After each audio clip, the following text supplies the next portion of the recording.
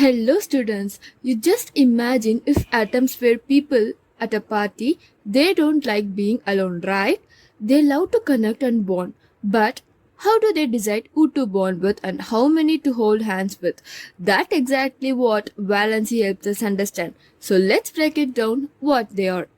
So let's start with the foremost question. What is valency? Valency is like the handshake power of an atom. It tells us how many other atoms it can connect with to form a molecule. Just like some people are super social and form lots of bonds, some atoms too can form many chemical bonds thanks to their valency. Now that we know what valency is, let's dive deeper into where this bonding magic actually happens, the outermost shell.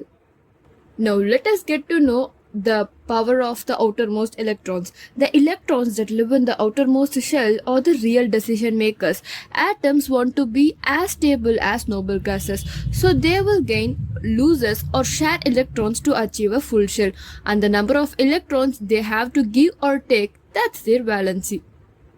Now let's take a closer look at how this happens with real examples. Get ready, it's time to meet some atoms in action. So let us take some simple cases to get to know about losing or gaining electrons. Sodium has just 1 electrons in its outer shell. Instead of trying to gain 7 more, it just loses that 1. Boom, stable. So valence equal to 1. And chlorine on other hand needs just 1 more to make 8. So it gains 1 and its valency is also 1. Easy peasy, right? But not all atoms like giving or taking. Some prefer to share. Let's see how that works. Now let's take a carbon. Carbon is the friendly neighbor. It shares with 4 electrons in its outer shell.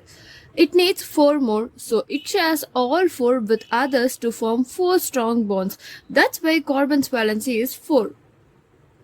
We have seen how atoms use valency to form bonds, but what happens when we deal with ions or charged particles? That's where radicals come in. So now let's see what are radicals and valency. A radical is like an ion gang. They carry a charge, okay? The valency of a radical equals the number of charges it has. So if we take NH4 ammonium, NH4 plus has a valency of 1 and SO4 2- has a valency of 2. It's got a -2 charge, so valency is 2 only. Simple rule. Count the charge, that's it. Now here is a fun trick for you. If an atom loses, gains or shares electrons to hit 8, that's its goal. And that's the magic of valency. Thank you.